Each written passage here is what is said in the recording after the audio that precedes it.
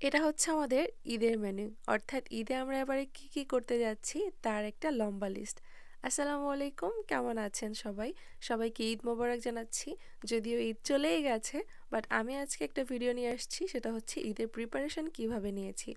যদিও এই ভিডিওটার জন্য এখন খুবই লেট হয়ে গেছে, অর্থাৎ কারো এখন দরকার নেই জানার যে ঈদের প্রিপারেশন কিভাবে নিয়েছি, কারণ ঈদ তো সবাই যেভাবেই হোক পার করেই ফেলেছেন। বুঝতেই পারছেন ঈদ বলে কথা, তাই এই সময়টুকু করে এই ভিডিওগুলো আমি আপলোড করতে পারিনি। কিন্তু তাতে কি হয়েছে, আমি ঈদের প্রিপারেশনের ভিডিও দিইনি, তাতে তো আর কারো ঈদ থেমে থাকেনি, তাই না? যাই হোক, আমি আজকে আমার ঈদের প্রিপারেশন কিভাবে নিয়েছি, অর্থাৎ আমরা কিভাবে সব কিছু ম্যানেজ করেছি, সেটা আজকে আপনাদের সাথে একটু সংক্ষেপে শেয়ার করব।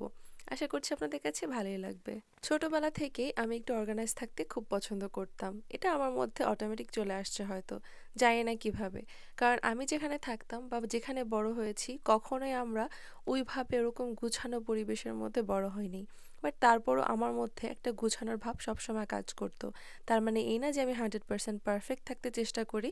জাস্ট কোনো কিছু করার আগে প্ল্যান করে রাখা, পরিকল্পনা করে রাখা যে আমি একটা জিনিস কিভাবে করব, সেটা যে কোনো কিছুতেই হতে পারে। শুধু যে ঘর সাজানো, ঘর গুছানো অথবা রান্নাবান্না করা এইসব না। আমি পড়াশোনা নিয়ে অথবা যে কোনো কিছু করার আগে আমি 2 বার 3 বার ভেবে নিতাম যে আসলে এই জিনিসটা আমি কিভাবে করতে পারি। আস্তে আস্তে এই গুণটা একটু একটু করে কমে যাচ্ছে, কারণ জীবন বড় হচ্ছি, দায়িত্ব বাড়ছে, কর্ম বাড়ছে, আর এখন তো মা হয়েছি, সো একটা বেবিও আছে। সো অবশ্যই সব কিছু পরিবর্তন হবে সময়ের সাথে সাথে। বাট তারপরও কিছু জিনিস কিন্তু মানুষের স্বভাবগতই থেকে যায়। এই যে ধরেন একটা ঈদের জন্য প্রিপারেশন নিতে যেও আমি একটা লিস্ট করতে হয়েছে, যদিও জানি কে কি করব। এবার আমার আইটেম খুবই কম ছিল, মানে আমি তো আর একা হাতে এগুলো সব কিছু করতে পারছি না, তো আমাদের বাসার সবাই মিলেই এগুলো করছি। বাট তারপরও হচ্ছে আমি সব কিছু একটা লিস্ট করে রাখতে চেষ্টা করেছি, যাতে করে আমার জন্য কাজগুলো সহজ হয়ে যায়, অথবা যে যেটাই করতে চেয়েছে যেন কোনো আইটেম না মিস হয়ে যায়, না বাদ পড়ে যায়। আর এরকম থাকলে একটা বাজারের লিস্ট করতেও একটু সুবিধা হয়। শুধুমাত্র ঈদ বলে নয়, আমি নর্মালি দাওয়াত থাকলে ওরকম করি, অথবা দাওয়াত না থাকলেও দেখা যায় যে আমরা কোথাও যাচ্ছি দূরে অথবা দূর থেকে কোথাও আসছি, এই সব জিনিসও কিন্তু আমি বেশিরভাগ সময় লিখিয়ে রাখি। আমি জানি না মানুষ কিভাবে এত কিছু মাথায় রাখে। এই যে ধরেন লিস্ট করে তারপরে হচ্ছে বাজারে লিস্ট করেছি, তারপরে হচ্ছে এগুলো আমার লাস্ট মোমেন্টের শপিং বলতে পারেন, মানে ঈদের একদিন আগে করা এই বাজারগুলো। তার আগেও কিন্তু আরও কয়েকবার বাজার নিয়ে আসা হয়েছে। আর এটাই কিন্তু লাস্ট না, এই বাজারের পরেও আমার আবার বাজারের লিস্ট দিতে হয়েছে। আসলে আমি যতই চেষ্টা করি, তার মানে এই না যে 100% করে মানুষ পারফেক্ট কিছু করতে পারে। সব সময় কিছু না কিছু ভুল থেকেই যাবে। আর সেটার জন্য আমার মনে হয় না এত বেশি হাহুতাশ করা উচিত, কারণ সব কিছুই কিন্তু নর্মাল। তো যাই হোক, অনেক তো পক করলাম। আমরা আসলে ঈদের আগে একটা লিস্ট করেছি বাসার সবাই মিলে একসাথে বসে কি করব ঈদে, আর কে কি করব সেটাও অলরেডি প্ল্যান করা হয়েছে, কারণ সবাই মিলেই হচ্ছে হাতে হাতে করা হবে। তো বাসার সবাই কিন্তু মোটামুটি এর মধ্যে কন্ট্রিবিউশন আছে, মানে ডেজার্ট কি বানানো হবে, বাজার করা থেকে শুরু করে সবাই কিন্তু ঈদের জন্য একটা তোড়জোড় লেগে গেছিল। শুধু তাই নয়, রোজার আগে প্ল্যান করে রেখেছিলাম যে এবার ঈদের প্রিপারেশনটা 1 সপ্তাহ আগে থেকে শুরু করব, যেহেতু আমার একটা ছোট্ট মেয়ে আছে। তো কেউ না কেউ আমার মেয়েটাকে নিয়ে বিজি থাকতে হবে, তো আমরা ভেবেছিলাম যে অনেক আগে থেকে প্রিপারেশন নেওয়া শুরু করব। বাট সেটাও কিন্তু হয়নি। একদম ঈদের একদিন আগে থেকে, মানে ঈদের দিন সহ, ঈদের দিন বাদ দিলাম, তার আগে আমরা হচ্ছে 2 থেকে আড়াই দিনের মধ্যে হচ্ছে চেষ্টা করেছি সব কিছু কমপ্লিট করতে। বাট তারপরও গুছিয়ে কাজ করার মতো একটা অন্যরকম মজা আছে। যখন আমি লিস্ট লিখেছিলাম আর লিস্টের উপর একটা একটা করে টিক পড়ছিল, তখনই কিন্তু খুব ভালো লাগছিল। তো যাই হোক, আমি আমার আজকের ভিডিওতে যেইগুলো শেয়ার করছি এগুলো হচ্ছে আমাদের আমি যে ডেজার্টগুলো বানিয়েছি সেগুলো হচ্ছে একটু একটু করে ক্লিপ নিয়েছিলাম, ছোট ছোট করে যতটুকু চেষ্টা করে পেরেছি ভিডিও করেছি। আসলে মাঝে মাঝে ভিডিও করতে ভুলেই গেছিলাম, মাঝে মাঝে ফোনটা আমার হাতে ছিল না বা কিচেনে ছিল না, দেখা যায় আমি ফোন এক জায়গায় রেখে তারপর চলে গেছি কাজ করতে, তখন আবার যেয়ে ফোনটা এনে ভিডিও করতে ইচ্ছা করেনি, এরকমও হয়েছে। আবার অনেক সময় দেখা যায় আমি বানাইনি, অন্য কেউ বানিয়েছে, তখন আমি কিচেনে ছিলাম না, তো সেই কারণে হচ্ছে ভিডিওগুলো করা হয়নি। তো তারপরও আমি চেষ্টা করেছি টুকটাক করে একটু ভিডিও আজকে কানেক্ট করে আপনাদের সাথে এই আড্ডাগুলো দিতে। তো অনেকেই হয়তো দেখেই বুঝতে পারছেন যে আমরা কি ডেজার্টের প্রিপারেশন নিচ্ছি। তো প্রথমে আমি হচ্ছে একটা বাকলাভার প্রিপারেশন দেখিয়েছিলাম, তো আমি হচ্ছে বাকলাভা বানিয়েছি। তারপর একটা কেক বানানোরও প্রিপারেশন দেখিয়েছি, ওটা হচ্ছিল আমার মিল্ক কেক বানানোর প্ল্যান। তো আর এখন যেটা বানাচ্ছি এটা হচ্ছে একটা প্যানকেক, বাট এটা হচ্ছে ক্রিম দিয়ে, আর ক্রিমের উপরে আমি হচ্ছে পেস্তা বাদাম দিয়ে দিব। তো এটাকে হচ্ছে পিস্তাশিও প্যানকেক বলা যায় বা পিস্তাশিও ক্রিম প্যানকেক বলা যায়।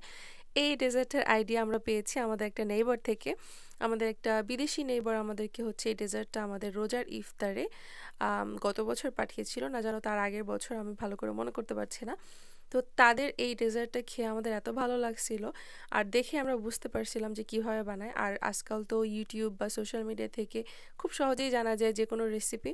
তো জাস্ট লিখে সার্চ করেছি মতোই চলে আসছে, সেম টু সেম দেখে আমিও চেষ্টা করেছি ওরকমভাবে আবার রিক্রিয়েট করার। আর সাজানোর সময় যে কিভাবে রাখবো সেটাই বুঝে উঠতে পারছিলাম না। তারপরে ফাইনালি এভাবে করে ডেকোরেশন করেছি। কেমন হয়েছে দেখতে কিন্তু কমেন্ট করে জানাতে ভুলবেন না। আর এখন যেটা বানাচ্ছি সেটা হচ্ছে মিল্ক কেক। এটা তো আমি অলরেডি দেখিয়েছিলাম আপনাদেরকে, বাট পরে ঠান্ডা হওয়ার পরে হচ্ছে এটার উপরে ক্রিম দিয়েছি এভাবে করে, আবার তারপরে হচ্ছে উপরে পেস্তা বাদাম দিতে শুরু করেছি। তারপরে রিয়েলাইজ করলাম যে আমি যে বাকলাওয়া বানিয়েছি তার মধ্যেও এই পেস্তা বাদাম দিয়েছি। তারপরে হচ্ছে প্যানকেক দিয়ে ক্রিম বানিয়েছি, ওটার উপরে পেস্তা বাদাম দিয়েছি। তো কেকের উপরে দিব, তারপরে হচ্ছে একদম হালকা করে দিয়ে রেখে দিয়েছি, আর তারপরে ওটার উপর স্ট্রবেরি দিয়ে দিয়েছিলাম। এখানে আমি এখন চিকেন উইংসটা ভালো করে বেছে নিচ্ছি। চিকেন উইংসে অনেক মানে পশম থাকে, তো আমি সেগুলোকে হচ্ছে চুলায় পুড়ে নিয়েছিলাম। তারপরেও পোড়ার পরেও হচ্ছে কিছু কিছু থাকে যেটা হাত দিয়ে এভাবে করে সরাতে হয়। তো চিকেন উইংসটা আসলে খুবই সহজ বানানো, যে কোনো কিছুই রেসিপি খুব সহজেই বানানো যায়, তবে প্রসেসটা কঠিন হচ্ছে পরিষ্কার করা নিয়ে। বাট তারপরে পরিষ্কার করার পরে আমি হচ্ছে আস্তে ধীরে এটার মধ্যে মশলাগুলো দিয়ে দিয়েছি, আর তারপরে হচ্ছে এটা আমি ঈদের দিন সকালে ভেজে নিব। আর ঈদের দিন সকালে ভাজার জন্য আমি ঈদের আগের দিন এটাকে ডিপ ফ্রিজে রেখে দিয়েছিলাম। এটা আমার ঈদের আগের দিনের করা ভিডিও। তো আমি হচ্ছে সব মশলা মেখে তারপর এটা ডিপ ফ্রিজে রেখে দিয়েছি, আর রাত্র যখন ঘুমাতে যাব তার আগে হচ্ছে এটা ফ্রিজ থেকে নামিয়ে রেখে দিয়েছি। তারপরে সকালবেলা অনেক সহজেই ভেজে নেওয়া গেছে। তো এইভাবে আর কি প্রিপারেশনগুলো কিন্তু টুকটাক নিয়ে রাখা যায়, তবে প্ল্যানটা এভাবে করলেই ভালো হয় যে যে কোনো খাবার আগে থেকে শেষ করে রাখা যায় অথবা রেডি করে রাখা যায় অ্যাটলিস্ট, কারণ ঈদের দিন সকালবেলা তো আসলে খুব একটা সময় থাকে না, 2-3 ঘন্টার মধ্যে টেবিল সাজানোর মধ্যে কিন্তু চলে যেতে হয়। আর তা না হলে তো গেস্টরা চলে আসে অথবা নিজেরাও যাব অন্য কারো বাসায়। তো সেই সময়টা করার জন্যই কিন্তু এত চেষ্টা। আমাদের কিন্তু মানে যে কোনো ঈদের সময় দেখা যায় ডেজার্টের আইটেমটা একটু বেশি থাকে, কারণ যেহেতু ঈদ মানেই হচ্ছে ডেজার্ট আর মিষ্টি খাবার, আর সেই সাথে সব ঝাল খাবারও থাকবে বাট একটু কম পরিমাণে। সবচেয়ে বেশি হচ্ছে মিষ্টির আইটেম, সেটা আপনারা কালকেই আমাদের ঈদের ভ্লগটা দেখলেই বুঝতে পারবেন। তো ঝাল খাবারের মধ্যে আমি যেটা করেছি ওটা হচ্ছে চিকেন উইংস, আর এখন যেটা বানাচ্ছি সেটা হচ্ছে চিকেন ডাম্পলিংস। এটাকে ঝাল বলবো নাকি বুঝতে পারছি না, কারণ এটা ঝালও না মিষ্টিও না, একদম একটা নিউট্রাল একটা ফ্লেভার। বাট তারপর আমি এটাকে ঝালের মধ্যেই ক্যাটাগরিজ করব, কারণ এটা তো মিষ্টি একদমই না, আর এটাতে কাঁচামরিচ দিয়েছি, ঝাল হোক না হোক তো এটা কিন্তু ঝাল নাস্তাই বলা যায়। তো চিকেন ডাম্পলিংগুলো হচ্ছে আমি একদিকে বানাচ্ছিলাম, একদিকে হচ্ছে আমাদের ইফতার রেডি করতেছিলাম, কারণ যেহেতু লাস্ট রোজা ইফতার তো করতেই হবে তাই না, সেটা তো আর স্কিপ করা যাবে না। আর এখানে আমি ইফতার রেডি করতে করতে অন্যরাও হচ্ছে সুন্দর সুন্দর স্ন্যাক্স বানাচ্ছিল। আমি খুব একটা ভিডিও করতে পারিনি, এটা হচ্ছে আমার ছোট ননদিনী করা একটা স্ন্যাক্স, ঈদের দিন দেখতে পারবেন এটা কত সুন্দর হয়েছে। তো যাই হোক, ইফতারে যেগুলো রেডি করেছি সেগুলো আর ভিডিও করতে পারিনি, বাট ইফতারের সময় ক্যামেরা নিয়ে হাজির হয়ে গেছি।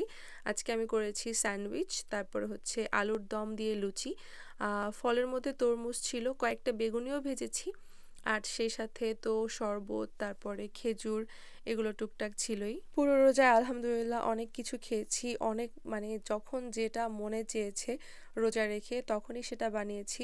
আলহামদুলিল্লাহ, আল্লাহ যে এত এত সুযোগ দিয়েছে, এত কিছু খাবার অপশন দিয়েছে, মানে চুজ করতে পারছি কোনটা রেখে কোনটা খাবো। আলহামদুলিল্লাহ, অনেক অনেক শুকরিয়া, আল্লাহ আমাদের সবাইকে কবুল করে নিক। ইফতারের পরে সরাসরি চলে গেছিলাম আমার মেয়েকে ঘুম পাড়ানোর জন্য, কারণ আমার মেয়েকে আমি ওর বয়স যখন 2 থেকে 3 মাস তখন থেকে এখন 11 মাস চলতেছে এই পর্যন্ত কিন্তু আমি সবসময় চেষ্টা করেছি ওকে একটা নির্দিষ্ট টাইমে ঘুম পাড়াতে নিয়ে যেতে।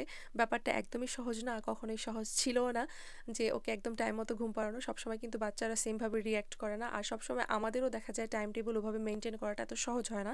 বাট আমি যতদূর জানি যে একটা বাচ্চা বা যে কোনো বড় মানুষের ক্ষেত্রেও তাড়াতাড়ি শুতে যাওয়া আর তাড়াতাড়ি ঘুম থেকে ওঠা হচ্ছে একটা ভালো, ব্রেনের জন্য ভালো এবং ডেভেলপমেন্টের জন্য ভালো। তো আমি চেষ্টা করেছি অন্য কিছু অভ্যাস করাতে না পারলেও এইটুকু চেষ্টা করার, আর এখনও পর্যন্ত আলহামদুলিল্লাহ যে রেজাল্ট পাচ্ছি আমি তাতে খুশি। তো আমার মেয়েকে নিয়ে যেহেতু আমিও খুব সকালবেলা ঘুম থেকে উঠে গেছিলাম, তো আজকে সারাদিন এত পরিশ্রমের পরে ভাবলাম যে আমি একটু রেস্ট নিয়ে নিই আমার মেয়ের সাথে। তো ওকে ঘুম পাড়ানোর পরে আমিও কিভাবে যেন ওর সাথে ঘুমিয়ে পড়েছিলাম। 2-3 ঘন্টা ঘুমিয়ে তারপরে উঠে গেছি, কারণ তো অবশ্যই অনেক অনেক কাজ কিন্তু হাতে বাকি ছিল। বাট কিচেনে যেয়ে দেখি বাসার সবাই মিলে অনেক দূর কাজ কমপ্লিট করে ফেলেছে, প্রায় অনেক রান্নাবান্নাই কিন্তু কমপ্লিট। তো আমি শুধু খাবারের টিক দিয়ে যাচ্ছিলাম যে লাস্ট মোমেন্টে আমার কাছে খুবই ভালো লাগছিল লিস্টে টিক দিতে, যে কে কী করেছে সেটা দেখে দেখে টিক দিয়েছিলাম। আমার কি বাকি ছিল সেগুলো আমি দেখছিলাম। আসলে এই মুহূর্তে খাবারের কিছুই বাকি ছিল না, লাস্ট মোমেন্টে শুধু কিচেন ক্লিন করাটাই বাকি ছিল, কারণ ঈদের দিন সকালবেলা তো কিচেন ক্লিন করা একদম ইম্পসিবল। তো ভাবলাম যে যেহেতু আমি একটু ঘুমিয়ে নিয়েছি, এখন আমার এনাফ এনার্জি আছে কিচেন ক্লিন করার জন্য আর ডেকোরেশন করার জন্য। কথায় আছে না, শেষ হয়েও হলো না শেষ। তো ঈদের দিন সকালেও কিন্তু আমার শাশুড়ি আর আমি মিলে খিচুড়ি, পোলাও, তারপরে হচ্ছে ভর্তার আইটেম কিন্তু সকালবেলা করব, কারণ এগুলো তো আসলে আগে করে রাখা যায় না। তো যাই হোক, ডেজার্ট বা নাস্তা খাবার সব কিছু করে রেখেছি। জাস্ট ঈদের দিন সকালবেলা 1-2 ঘন্টা পরিশ্রম করলেই সব কিছু হয়ে যাবে।